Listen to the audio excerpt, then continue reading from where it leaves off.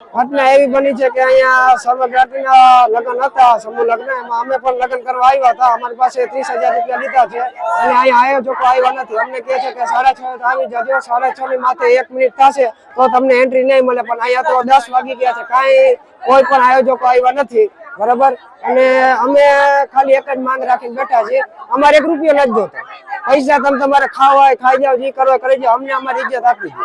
માંગ અમારી ઇજ્જત આપી દો. અમારી ઇજ્જત આટલા માણસો વચારે ગઈ છે, બરાબર. આ વરરાજા બધા આવ્યા ને એમને ઘરે પાછા જાય કે હારે લાગે? અમને અમારી ઇજ્જત આપી દો, અમે ઘરે વયા જાય.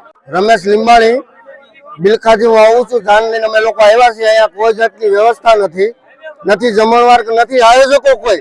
અમારી પાસે 40 થી 50,000 રૂપિયા પર એક કપલના લીધા છે, એક વ્યક્તિના.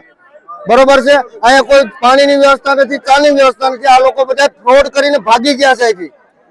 નથી જમણવાની વ્યવસ્થા કે અમને કોઈ જવાબ ન દેતા અત્યારે બધા ફોન કરીને બેઠા છે.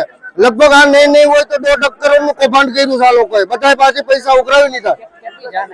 જાન અત્યારે 28 જાન આવી છે, 28 કપલ છે અહીંયા ઓલરેડી હાજરમાં. એના માણસો બધા અત્યારે હેરાન થાય છે અને આ 1.5 કરોડનું કૌભાંડ કરીને આ લોકો વિયા ગયા છે. અમને કોઈ જવાબ નથી દેતા. હવે અમારે એક જ નિર્ણય છે, અમને આનો ન્યાય અપાવે પોલીસ પ્રશાસનને. આયોજકનું ચંદ્રેશભાઈ છાત્રોલા અને દિલીપભાઈ ગોહેલ 2-4 જણા આયોજકો છે. એને અમારી પાસે પૈસા લીધેલા છે. 40,000 રૂપિયા એક વરાજાના, કન્યાના 40,000, ટોટલ 80,000 રૂપિયા એક જણાના લીધા, 2 જણાના.